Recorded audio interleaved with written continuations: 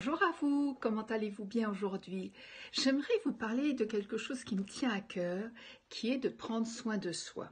Dans ma profession, je me rends compte que lorsqu'on n'est pas suffisamment attentif à son bien-être physique et mental, à un moment donné, ça augmente comme une boule de neige et le mal-être s'installe de plus en plus et ça amène effectivement des difficultés, de la déprime, de la dépression, des burn-out, etc.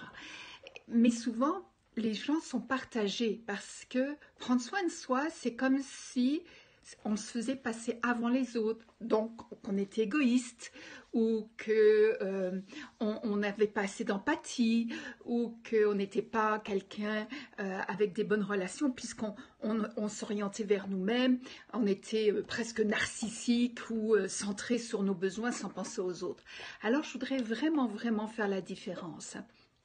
D'une part, prendre soin de soi, ça ne veut pas dire ne pas s'intéresser aux autres. Pour moi, ce sont deux choses qui vont ensemble. C'est l'un et l'autre. C'est pas l'un ou l'autre. Donc déjà, c'est une base qui est intéressante à prendre conscience.